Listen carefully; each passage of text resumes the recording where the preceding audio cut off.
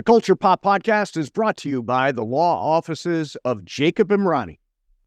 Accident or injury, call Jacob Emrani. Call Jacob. Hey, it's Mase. If you or a friend or loved one is injured in an accident, the first person you should call is my friend Jacob. When I did this, Jacob was great. He helped me by talking through the next steps, which really put my mind at ease. When you're injured in an accident, you got to have an expert. That's why you call Jacob, just like I did. Call Jacob, 844-24-JACOB. That's 844-24-JACOB, or visit calljacob.com. Call Jacob. Hi, everybody. Welcome to the Culture Pop Podcast. I'm Steve Mason, along with Sue 𝐏𝐚𝐮𝐥. This is the show where we talk about everything going on in the world of pop culture. Sue, Saturday morning, how you feeling? I'm feeling good, showered, shaved, and ready to go. Oh, you shaved. That's good. Good before the show. I did not, as you can see. I see. Yeah. That's what my legs look like before I I shave. don't even want to think about that. Hey, we've got a really cool show today. Paul W. Downs is going to join us. He is the creator and showrunner and co-star of Hacks, which I think is one of the best comedy. Actually, I think it's the best comedy on TV right now, for me, without question. So he's coming up. Oh, there's good TV coming up, Sue. On June the 16th, the return of season 2 of House of the Dragon. Now, you went back, you're watching season 1, or Yes. you're in the middle of it? You're finished? Where are you? I'm in the middle. So I am doing everything like Hebrew. I'm doing everything in reverse. So I didn't watch Game of Thrones. Oh. I know. Yeah. So I will watch it. But now I'm watching House of Dragons. So I know that. Now, here's the Go ahead. connection. There's really no connection between the two, except it's in Westeros. But there's no reference to Game of Thrones in House of the Dragon. It's like a whole different, separate storyline with none of the characters from Game of Thrones. So you're not missing anything. Game of Thrones stands on its own. House of Dragons stands on its own. They don't really interlink in the way, except they both happen in Westeros. So you should go back and watch Game of Thrones, but House of the Dragon, you're not missing. How you feeling about it? I like it. Yeah? I do. For someone who kind of poo-pooed that genre, really liking it. And then a really good friend of mine was watching Game of Thrones. She hadn't seen it. And I told her, I've never watched it. She says, what are you, an idiot? She says, you have to watch it. It's great. So hopefully I don't have the idiot moniker anymore. And I'm really into House of Dragons. Yeah. Well, it's once you're into the vibe of it, I mean, the story, I try to explain this to people. Like I explained it to John Ireland for a long time. And he ultimately came around on Game of Thrones. I said, you don't get it. It is Succession with dragons. Mm-hmm. It is Succession with dragons. And so to see who is going to sit on the throne is not unlike who is going to run Waystar. What's the company called? Waystar Roy? Waystar. It's the same. They're just wrestling for the throne. And I just think the production design is beautiful. You can imagine. I mean, that thing is definitely millions of dollars per episode.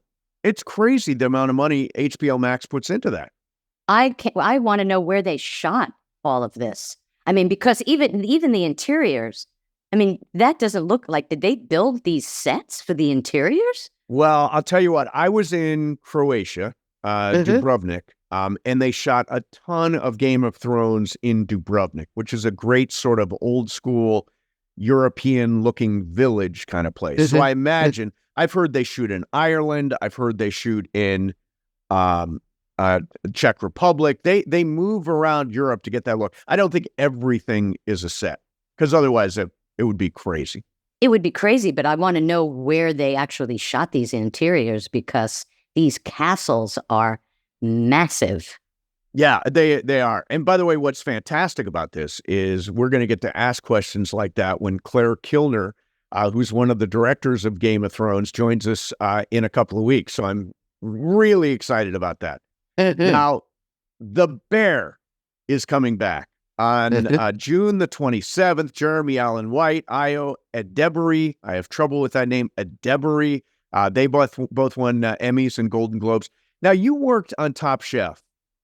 Do you think your work on Top Chef enhances your appreciation of The Bear since it's all set in a kitchen the way it is? No, not really, because I mean, I was never on set for the cooking, right? And it wasn't, except for Restaurant Wars, which every season they would do, where they'd split the cast up in two. Yep. So you really saw the frenetic, and you saw the whole vibe of front of house and how things are initiated and how people are stealing people's food and things like that. So that part of it is very reminiscent of working on Top Chef as working in post and putting the shows together. But no, I mean, I actually didn't like the show as much in the first seain, and I didn't like The Bear as much. Yeah, I really didn't. It was very frenetic, and it just, I just wasn't crazy about it. But I really, really liked the second season.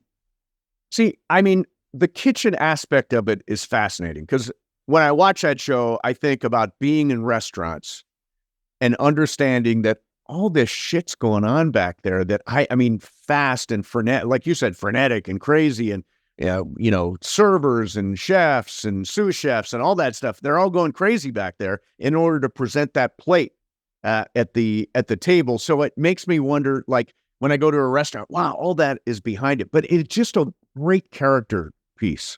I mean, the Jeremy Allen White character, the Eben Moss Bacharach character is fantastic. Io Deborah, there it is.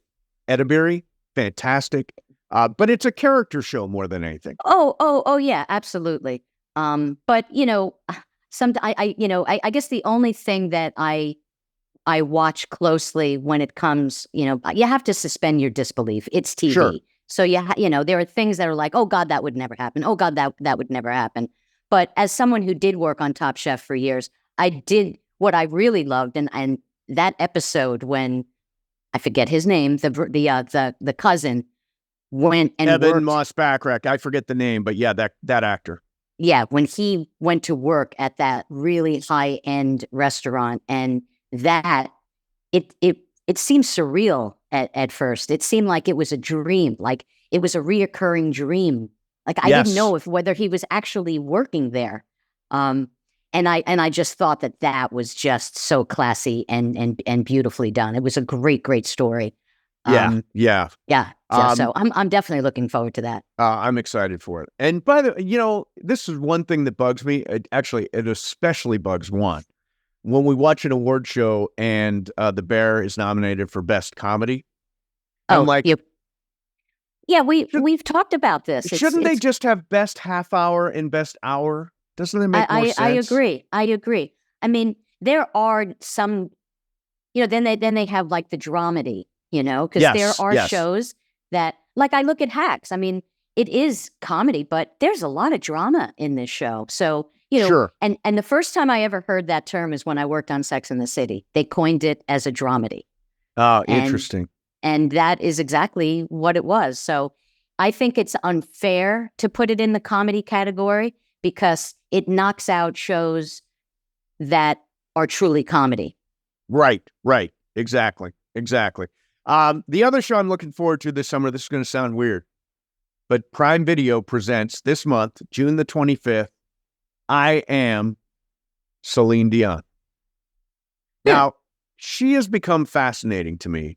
I was never a CELINE DION fan. I mean, My Heart Will Go On and all that stuff. You know, she's voice of her generation, one of the great voices of her generation. But, you know, what's going on with her is tragic. You know about... Yeah, that disease that she has that has that really... What is it called? It's like a really weird name. Stiff person disease. Syndrome. Stiff person syndrome. And I saw her at the Grammys. She actually gave out the Best Album Award. Taylor Swift completely blew her off. I thought it was a terrible moment for her. You should have, you know... Oh, absolutely. And then she actually, you talked about it afterwards. Tried to clean it up after, yeah. Kind of clean it up, yeah. But I want to hear about CELINE DION and her heart going on. I want to see what her life is like now. And she is, one of the all-time greats. Speaking of one of the all-time greats, you were doing a deep dive on somebody else, Sue. Yes. So it's big news that Jennifer Lopez decided to opt out of her live shows. She has a residency in Vegas, speaking of CELINE DION. She has a residency there, and she said she wants to spend more time with her family, which she sounds like a politician, who knows that they're not going to be reelected. And it's so suspicious to me that she announced this because her ticket sales are really, really low. Very low. So, she was talking about, my heart breaks, and to my fans and all of this. And look, there is this kind of symbiotic relationship she has with her fan base. There are people that just worship her. And I wonder how they're taking it. Are they just all on board on the Lopez train? And no matter what, she can't do anything wrong. But I read something very interesting. So she had a residency at MGM Grand from 2016 to 2018. And she had the highest sales of any residency ever in Las Vegas. Wow. So they were excited to re-sign her, and she was slow pulling the trigger, and the deal went south. And if she would have done that, they would have been beholden to her regardless of whether she was opting out of her contract. They would have had to pay her. The only thing that they had leverage was they could lose some of the dates that she had. They could push back on that, but the money that she was making per show would be intact. So, wow. What do you think? And the thing is that she is such an attention hound. She likes to be seen everywhere. So the only way she can maybe get out of this, that she's lying, she better show a lot of Instagram photos, like current photos of her hanging out with her kids. Yeah, right. Well, I mean, I think the JLO thing, and I think she's a dynamic performer, an unbelievable dancer, an average singer, but the rest of it, she's spectacular, right? I think it's all really sad. I want to go a step deeper on JLO and Ben Affleck. So they got together in 2021, and they broke up in 2020. I'm sorry, they got together originally all the way back in 2002. Broke up after 4 years. After 17 years, they get back together, and it's Jennifer 2.0. So cheesy, Jennifer 2.0. So she announces she's going to do something called the This Is Me Now, the tour. Okay, and so everybody's excited, right? She goes on the Today Show, I'm going to do this tour. Well, it turns out what she's really doing is she's making a movie called This Is Me Now, a love story. She spent $20 million of her own money on the movie and on the album. It streams on Prime. It got very nice reviews, but nobody really noticed. Then 2 weeks later, a movie came out called The Greatest Story Never Told, The Greatest Love Story Never Told. It's about her and Ben, but it also is the story of her making This Is Me Now. So this is getting very, very meta. And that also streams on Prime and got nice reviews, but nobody has watched. Then she started the tour, and it was called This Is Me Now, the tour. And she realized, people don't want This Is Me Now. They want all the greatest hits. So she changed the name to This Is Me Live, the Greatest Hits, thinking that would save the tour. Still has not saved the tour. And there's no question. I mean, you can say family and kids and all that stuff, but it didn't sell. and by the way, I feel bad for her because the whole package, the movie, the album, the movie about the movie and the album, the tour, none of it really worked for her. And now on top of everything else, it sounds like her and Ben Affleck may be through. Yeah. And, the sad thing is that you know, the is this the end of JLO? I mean, are people is her career in jeopardy? I mean, all eyes go to nobody's watching, nobody's buying. I do feel bad for her, but I read something interesting when all of this noise about her problems in her marriage came up. They were saying that she is somebody who wants the spotlight all the time, and she is with somebody who is the polar opposite. And I can't imagine, like, you see cutaways of him at, award shows, and he's sitting there and he's got a puss on his face. Couldn't be less interesting. And I think he went to some there was some fashion extravaganza, the New York, fashion show. The gala, and the Met Gala. And I don't think he went to the last one, but there are other photographs of him when he's at events like that. And he is just so disinterested. So I can't imagine. I mean, personally, for me, to be in a relationship with somebody who wasn't on board with my lifestyle when I want to include them, like I'm so far away from Jennifer Lopez's fame, but there have been times where I go and do things that were show business things, and there are times where Tom wouldn't come. Or I just wouldn't. It's kind of like bringing him to a high school reunion, you know? Right. But then there are big things like the Emmys, or like a premiere of something that I worked on, or a rap party. He would always come to. But it sounds like she wants him in the spotlight with her everywhere, and he's not the right guy. Yeah, it sounds like they're entering into the Richard Burton, Liz Taylor dimension, right? Did they get married twice or 3 times? I forget.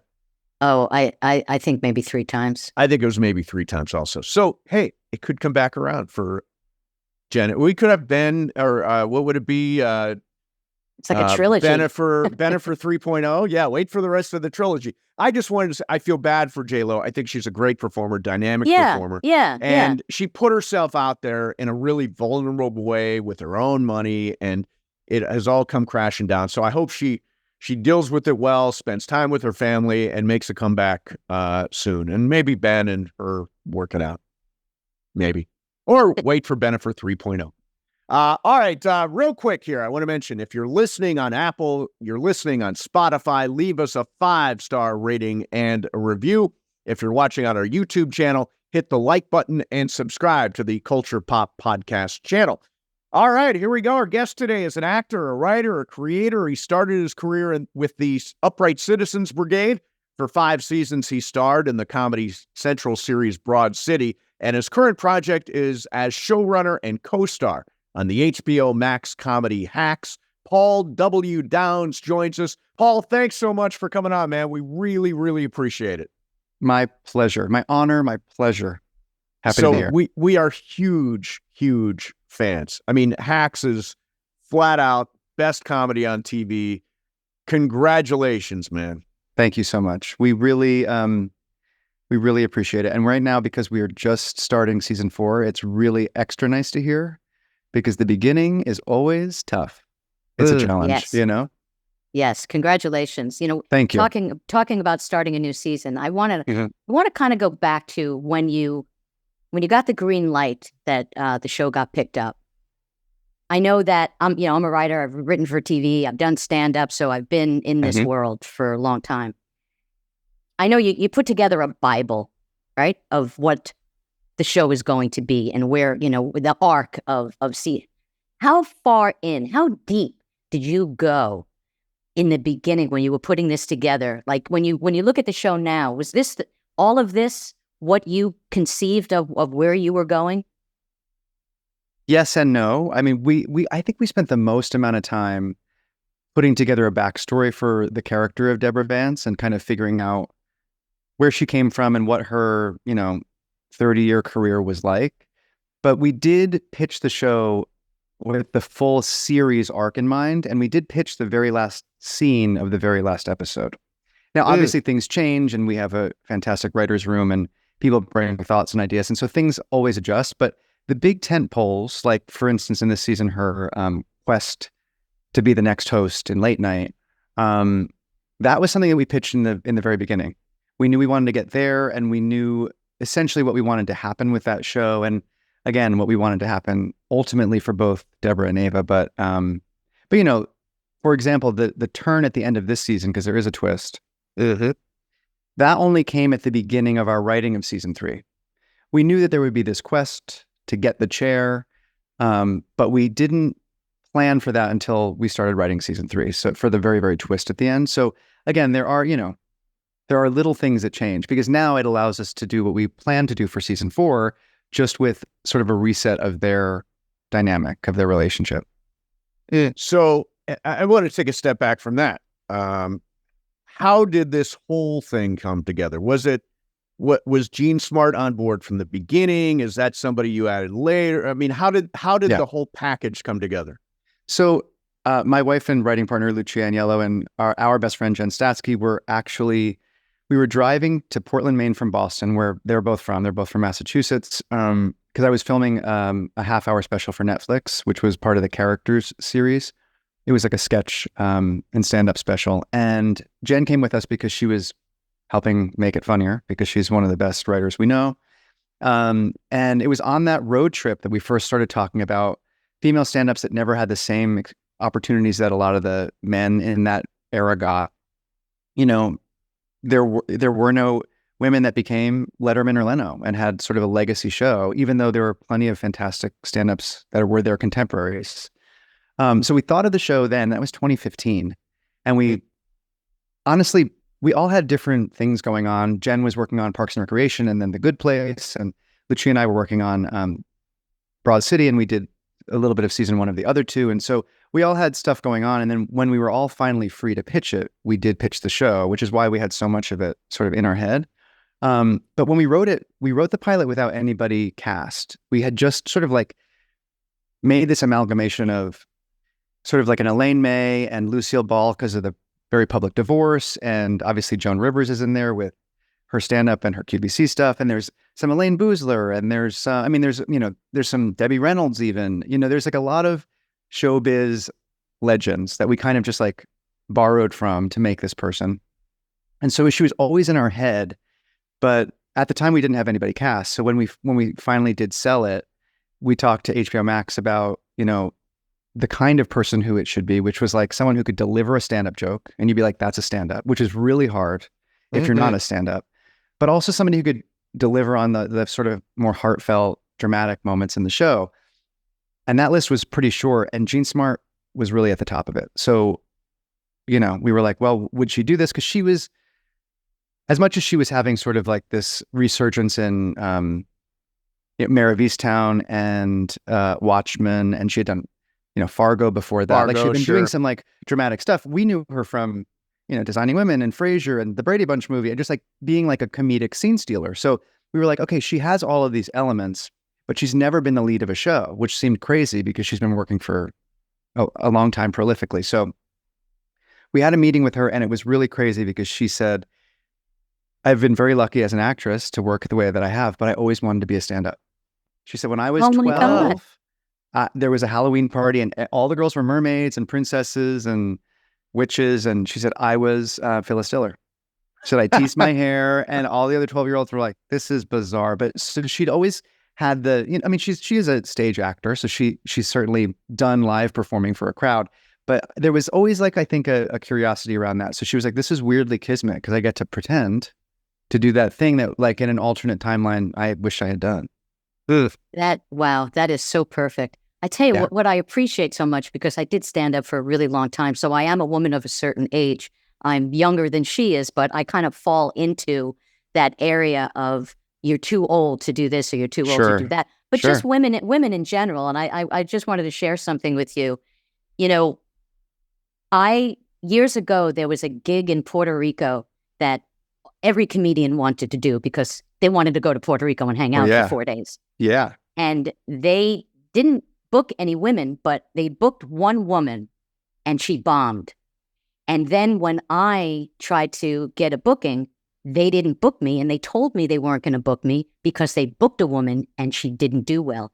And I called up the booker and I said, what happens when a guy bombs? Are you going to stop booking men? And he was like, I'm gonna, he just was like, Yeah. and it was like, you book somebody who didn't work. I mean, it happens. And 100%. that's the kind of stuff that women had to go through back in the day that would never, ever happen to a guy. Oh, for sure. I mean, I even remember, one of the reasons that we met Abby and Alana when we worked on Broad City was because, we all came from doing stand-up and improv at the Upright Citizens Brigade Theater in New York. And I was on a Herald team, but, I actually auditioned for my Herald team with Abby. But Abby and Alana and Lucia, my wife, while they were incredibly funny and super talented, they never were put on the main stage because it was kind of like, well, there is a girl on that team, or there's two girls on that team. They tried to keep it balanced, but balanced didn't mean half of the people were women. So that's how Broad City, the web series, started, was because they were like, well, I guess we'll do our own thing because there's a quota, or it seemed at the time. So I totally hear that. It's certainly gotten better, but I don't think it's even gone away now. How did you find it? Yeah. Oh, go ahead, Sue. No, go ahead. I was going to say, I'm curious about Hannah Einbinder and where you found her and how she wound up in this role of Ava, because she'd not done a lot of acting, right? Zero, not a frame. Zero. Which is absolutely crazy. So we were, at the time, it was just prior to COVID, and so we were having in-person auditions, and she did a pre-read for our casting directors. And we saw a tape because it wasn't even like a producer session or a callback. It was just like, we saw an initial tape. And from that initial tape, we were like, who is this person? She's so unique and she's so funny. And then we Googled her and we saw that she had done a set on Colbert. She was a stand-up. We were like, okay, so she certainly knows the world, but she's a really good actor.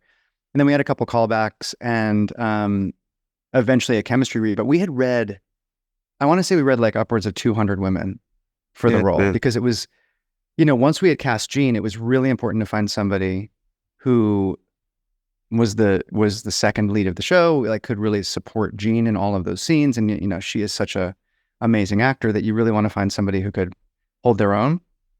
And there were plenty of really funny, brilliant actresses that auditioned for the part. But there was just something about Hannah that she made the character, which we intentionally in the beginning of the series made a little bit entitled, a little bit, she had lessons to learn, just as Deborah has lessons to learn. She made the character still sympathetic and still likable. And there wasn't a sense of whininess from her, There was just there was a sense of indignation because in the very beginning, she's, tweeted something that got her some blowback. And she didn't feel self-pitying in the read of it. She felt tough and ballsy in the way that you'd imagine Deborah would have been as a young comedian. So, and we always wanted them to kind of mirror each other. So anyway, that was a long way of saying she auditioned. We had not seen her. She had never acted before. Wow. And then when she did the screen test, because we screen test her along with a couple of other actresses, and they all read with Jean. Even our casting director said to us at one point, did you see what she did? Because Jean kind of claps back at her in this interview scene. They used the interview scene from the pilot. She blushed. She blushed in the scene. And our casting director was like, this is a really, really naturally talented person. And even Jean, after the screen test, was like, well, I think we know. And we were like, we do. We all agreed that Hannah was just so perfect for it. And thank God, because it's all about the chemistry of the two characters. Yeah. Oh yeah. I just love where you went this season. It was episode 5. Was it One Day when they got lost in the woods? And actually, Carol Leifer was one of the writers on that, who's a real good friend of mine. Oh, and she's great. She's great. And when there was that moment when, the theme of time, of being this age, and you don't have a lot of time, and she looks at Ava and says, you don't have to suck the bone out of the marrow. I mean, what a great analogy to where she is in her life. And and that's the one thing Steve and I have talked about it, the writing on the show. And it's like even this, it seems like it's even up a notch from last season. Thank you. It is just so spot on and smart. And, you're dealing with subjects that we've seen before, but you're executing them in ways I've never seen before. And Wow, I thank you. really tip my hat to you and the staff. I appreciate it. We are, so lucky to have such great writers on the show, and we really, it's a show about comedy writers. So we really feel a burden to honor that, and to really work super hard on the writing. And so whether it's during the writer's room or rewriting on set or even in the edit, we feel like we're constantly refining and rewriting if we can, because it is such an important part of their story, as comedians. So my main job in the world is as an ESPN talk show host, and I've worked for 30 years with the same guy. Wow. And so this idea of partnership is really interesting to me. And I wonder if, and you work with your wife, I wonder if your relationship and that partnership is somehow reflected in the partnership between Deborah and Ava. 100%. And it's not just my partnership with my wife, but also our partnership with Jen Statsky, because she's our best friend. And there is something, especially in comedy, and this, I think it's true probably of whatever it is, whether it's like, whether you work in comedy and you're a stand-up, or whether you work in sports and you speak the same language with somebody. And it really, the show in a way is very autobiographical, because there's something that, how it is, even if you're not a comedian, if you make a joke and you're at a dinner and nobody laughs but one person, you're like, you get me. You feel seen by that person, because you're like, yes, we share this sense of humor. It's a way of being seen by somebody. And so the idea that they find deep partnership, not only in their sense of humor, because that is such a ephemeral, unique thing, but also in the way in which they're built. They're workaholics, they're addicted to it. They feel as artists that it's very much their purpose. And seeing somebody who gets that, because I think a lot of people, especially in the show, we have Deborah's daughter, DJ, who sometimes feels like, well, you really care more about your career than anything else. But Ava's someone who says, I know what it's like to not be able to turn it off, to be so devoted to the work, or addicted, which DJ kind of discovers this season, is something that they share. And for better or worse, they get each other, and they do make each other better. So I think for them, when you make the other person better in the thing that you think is your purpose and hopefully changes the world a little bit, I think there's no greater marriage than that for them. Yeah, you hit on something about creativity and not being able to turn it off. And I don't know if you did stand up, but I know you did a lot of sketch stuff. I did. When I was doing stand up, and even now, it is that switch that's difficult to turn off, because every time I see something, to me it's always fodder for something creative. Yep. And we interviewed Stephen Wright, and we were talking to him about that. And I said, "Do you ever feel like you want to turn it off?" And he said, "You can't. Yeah. You can't turn off that switch. Yeah. Because it's innately in you." Yeah. And that's the cheat code for me. People are always like, "Oh my God, you work with your wife? That must be, that must be hard." And I'm like, well, thank God she can't turn it off either, because I can't turn it off. And the fact that it's always on is really, it helps our work. It helps our relationship, because I do think that sometimes, and I'm not saying comedians can't be married to a CPA. It's like you can, certainly you can, but there's something about it that has been really helpful to us, because we both can't turn it off. We're both very much compelled. And so, and it's also nice, because we think about storytelling, we'll watch a show. Thank God she wants to talk about the story moves in the episode, because that's what I want to do after. I just want to talk about that. And again, people who aren't necessarily, writers or comedians do the same thing. They talk about things they like about the show, but I don't know. There's something comforting in knowing that you're not alone in your absolute addiction. Yeah. Yeah. Well, there's just other layers to it when you're in a relationship with someone who's in the business. Because I dated a comic for 16 years, and it was, to me, the way I described it, it was a relationship on a completely different level than I ever had before. Even though I was in love with other people before, I was in a relationship with somebody that is the closest to being me, just in my brain. Right. You know, like Yep. I was never with somebody that could actually feel what I felt. If I had a bad set and I walked off stage, someone would say, "No, it was good. It was good. You know, they liked you. You know." But my boyfriend, he knew how I felt. Yep. You know, it was like it wasn't what I wanted. Yeah, people laughed, but it just wasn't it. Yeah. He got what it's like when you don't scratch the itch just enough, even if it seems good to somebody who's in the audience. Yeah, I think that's so true, that it's about like being able to empathize and know exactly what the other person is going through. And it's a pretty profound thing, which is why with Debra and Ava, it's so hard to get away from their relationship. They are so tied to each other. And so, and I think a lot of people, when they watch the show, are like, are they in love? Because it is such a powerful thing. It's an intoxicating thing for both of them. So I can't believe we've reached this far into the conversation without mentioning you are a co-star on the show as Deborah's agent, Jimmy. And Jimmy is such a fun, and Kayla is just the quirkiest, oddest. I mean, she is so damn one funny. One of a kind. How did this thing, because you Jerry Maguire'd it, right? You walked out and Kayla went with you. That's this right. Actually, it ended with sort of the reverse Jerry Maguire. Please come back. That's but describe this sort of relationship Jimmy's got with Kayla. I mean, they are a similar duo. I mean, obviously their relationship in the show is much more comedic. That we mostly have been doing more like hard comedy scenes, but they are another work marriage like Debra and Ava. We think of them as like another duo like Debra and Ava, and that's why there is this sort of rom-com element to their relationship.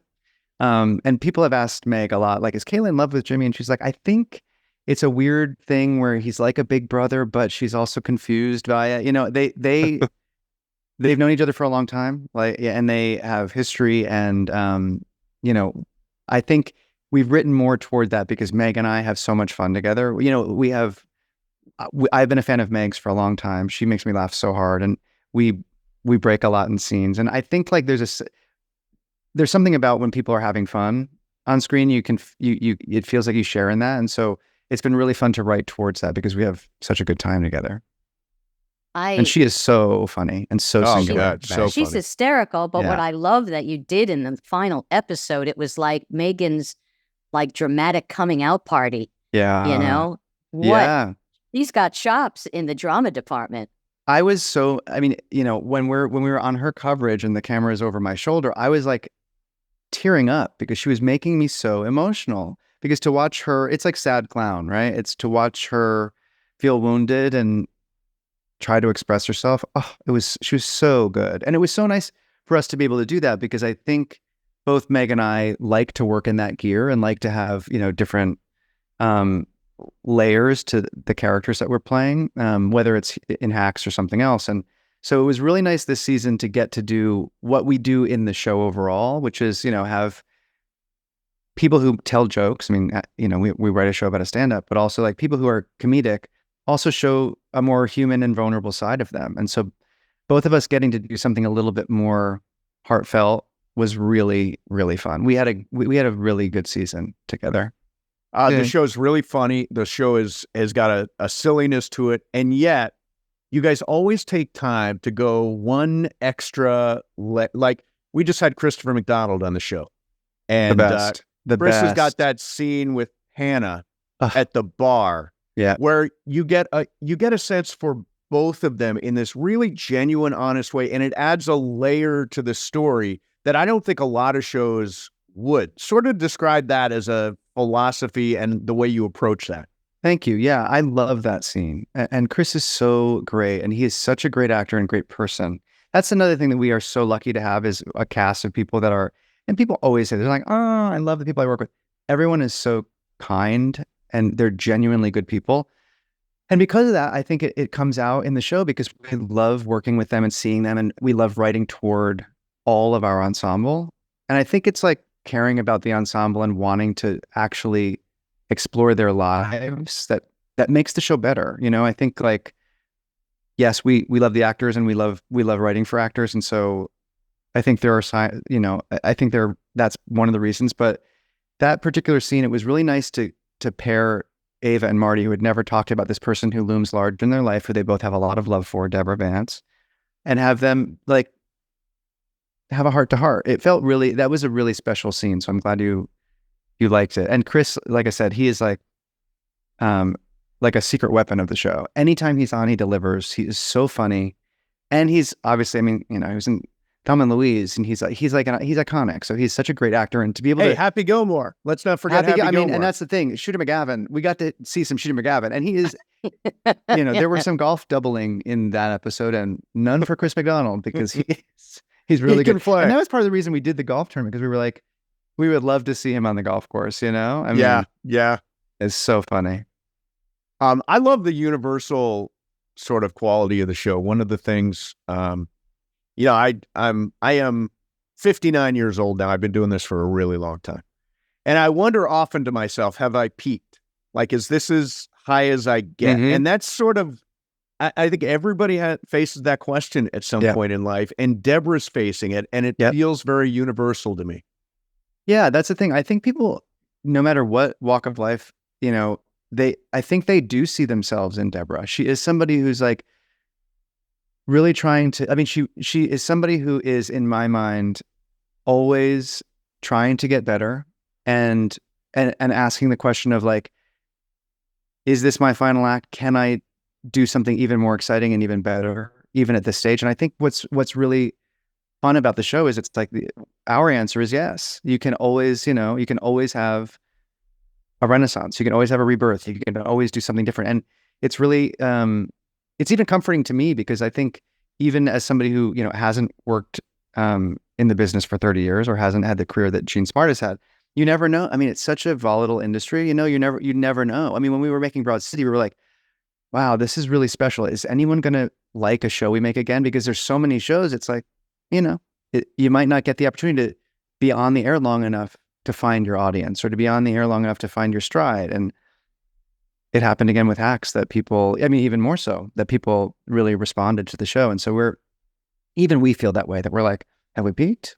Can we, even every season, we're like, is this the best it can be? Because, we really want it to be better every season. We want people to be like, wow, it's even better. And it's different, but the same, it's a dilemma that we face every year. So. Yeah. Something that I really appreciate was your attention to detail. The fact that Deborah has corgis as dogs, to me, it's like she's the queen. Yeah. I mean, were you like when you were pitching, like, what dog should she have? I mean, was it what and corgi obviously had to be it. That was weirdly quick, because we were like, this is someone who is, yes, she is a queen, but also we were like, she's also someone who is obsessed with the royal family. We were like, that just feels correct for the character, that she would be obsessed, that she would have flown for Diana's wedding and just like been, you know what I mean? That she's just somebody, she met the queen once, we were just like, that's part of her history. And so absolutely she has corgis. And there was a joke actually that we cut this season when Marcus is in the supermarket with one of the little Debbies, one of the super fans. And he has that candle that he's like, the bootleg candle he's made of Deborah Vance. And he says, do you know what this is? And he says, yes, the single greatest comedian of our time. The woman who made corgis that brought them from the 30th to the 11th most popular dog breed in the country. But we lost the corgi line, but I miss it because it was a funny one. I love sort of the way wokeness is approached on the show. Like the great episode this year where she gets together with the 4 old-time comics who she's loved her whole, and finds out, geez, these guys aren't, they don't get it. They're not connected to what's happening right now. And I would say Deborah is sort of half awake. Like she's starting to understand. She doesn't quite know where to use the word they. Yep, that's exactly right. But she's getting it. She's working at it. I love that aspect of the show. Thank you. Yeah, I think like half awake is such a well put, because that's exactly what she is. She's really trying, but it's hard. I mean, it's hard for anybody, because things change and culture changes, and like, especially for someone like Deborah, I feel like it's like, you're like, I've learned everything. I'm supposed to be wise now. I don't want to have to do that. But I think that's one of the sort of like exciting wish fulfillment parts of the character is that it's like, well, she can learn more. And actually, if she does, what great ammunition, like what a great tool in her arsenal to have like some of that, millennial speak, because it just makes her more relatable to more people. And I think Deborah is a very shrewd businesswoman, and she's like, I want my audience to be as big as possible, And so she's willing to be she has more like mental plasticity than other people. She's not that calcified because she's like, well, because I think she's seen other comedians get on as a guest on a late night show and be like, yikes, they've aged out of it. They're not funny. And I think like there are people who are and there are people who aren't. And I think it's all about like trying to stay connected to the culture and trying to relate to other people. I think like when you get to a certain point, I mean, there's even that joke that Damien has, like you could go on late night and talk about your horsehair bed from Austria. She's like, yeah, very relatable. Like she really needs to stay connected in order to like, relate to people and make them laugh. Yeah, it's funny because, in all my years of working in TV, I was always the oldest person in the room. As I got old, I'm the oldest person in the room. So the last few jobs I had, I would pitch something to, people in their 30s, late 20s or 30s. And I'll tell you, probably 5 or 6 times a day, they would look at me and say, we don't know what you're talking about. We don't get it. We don't understand it. You know? I was like, oh my God. Because some of the references. Totally. I talked to someone that not that long ago who was in their 20s, and they didn't know who 𝐿𝐴LINE was. And I couldn't believe they didn't know who 𝐿𝐴LINE was. That's bizarre. I was seriously? I mean, that's one of the like impetuses for us wanting to make the show, because there were people who thought like even Joan Rivers was like an E! News correspondent, like didn't know, you know what I mean? They were like, oh, she does fashion commentary. She must be a former designer. You know what I mean? Like, and which is shocking to even me, but I'm like, yeah, there are people who are not that younger than me that even actually, Abby and Alana were on Ellen DeGeneres' show, and they said something to her about her stand-up, and she said to them in a commercial break, I don't even know if people know I'm a stand-up. And they were like, what? Wow. You do a monologue every day on the show, but it's like, not everybody knows, especially if you're not like a comedy head. But yeah, so that thing of young people like having an education about, especially comedy, if they're in comedy, was one of the reasons we wanted to make the show. We were like, that's a good journey. I want to ask about the last episode of the season, because last episodes must be tough, because you want there to be some sense of completion, but you also want there to be some sense of moving on. And obviously, Jimmy, Kayla have their storyline. The storyline between Ava and Deborah is so genius.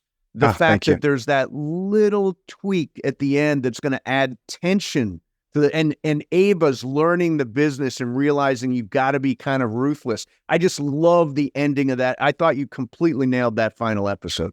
Thank you. We really appreciate that.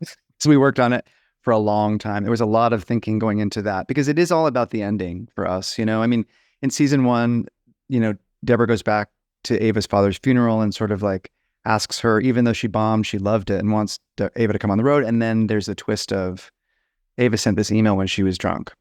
That's really revealing. And so it's like going to reset their dynamic. And so this season, we really wanted something that was going to be even more surprising for people. And so in that episode, when Deborah says this show has to be bulletproof, I can't have you. This is coming out. Yeah, this is after it's already aired. People. It's aired. Spoilers. Get ready, everybody. There's spoilers in case you haven't seen it. But she's like, I want you to be my head writer. I want that, but I can't, because I just don't think it's the right thing for the show. Ava does what Deborah would have done herself, and all season we've been laying breadcrumbs. We start the opening shot on Deborah's back, and then we tag the statue of Julius Caesar and we follow her. And then in the episode, in the hike episode, she says, you're 27 years old. You can't be thinking about your relationship. You need to be thinking about your career. You have plenty of time to think about relationships. And she said, even at the finale of season 2, you've got to do what's best for you. You got to be a shark. And so Ava says, you know what, I'm gonna do that, and I'm gonna take what I deserve. And she says to Deborah in that final scene, you said the show had to be bulletproof, and Deborah says, you wouldn't, and she says, I would, wouldn't you? And it's like, I think that's the moment Deborah's like, oh, what have I done? I've created a monster. Oh, absolutely. You know what it reminded me of so much, and I'm aging myself, but it was like All About Eve. It was Eve Harrington Yes. and Margot. I mean, that is Yes. exactly what it was to me. There It is was a lot of All About perfect. Eve in the show. We love that movie, and we reference it a lot. I mean, there's Sunset Boulevard, there's All About Eve, there's some like persona in the show. We try and reference, great, whether it's movies or TV, whenever we can, and that's very astute, because that's true. That's Well, true. I could actually see Deborah walking down a staircase and saying, "Fasten your seatbelts. It's going to be a bumpy 100%. ride." Absolutely. 100%. Yeah.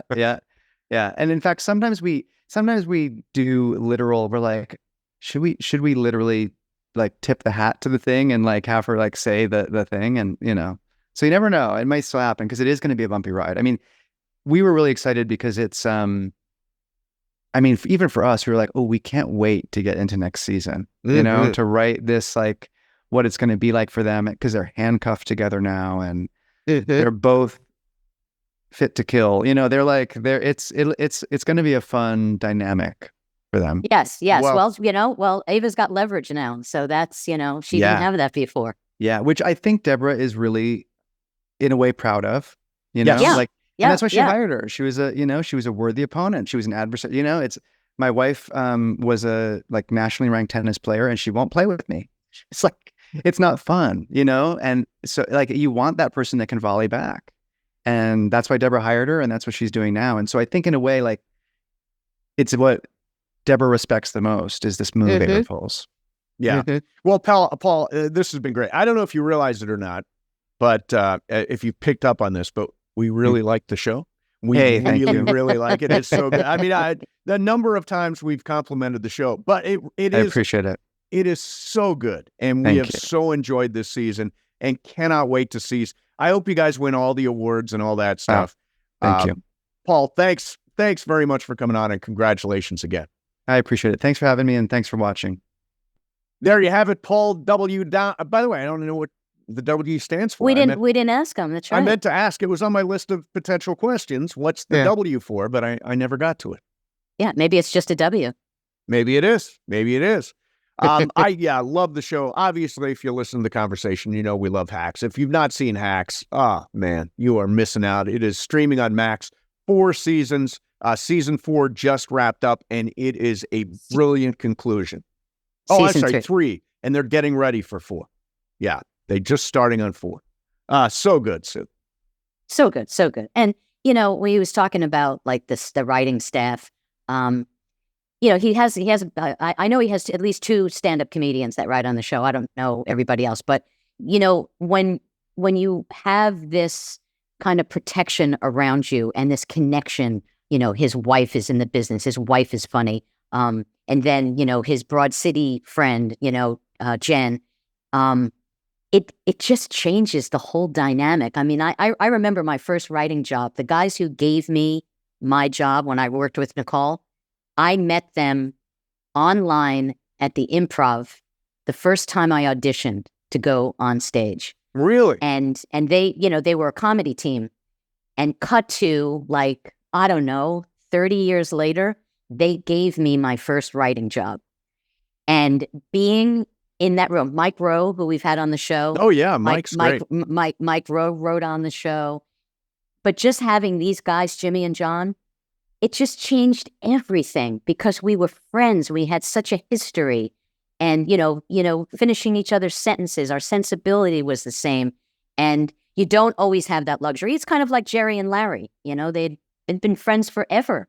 Right. So when they did Seinfeld, I mean, who better than the 2 of them, Yes. Yeah. Well, listen, this has been great. Thank you very much for watching. Thank you very much for listening. We appreciate you out there. Do us all the ratings and the reviews and the comments and all the stuff we always ask you to do. And we will see you next time on the Culture Pop Podcast.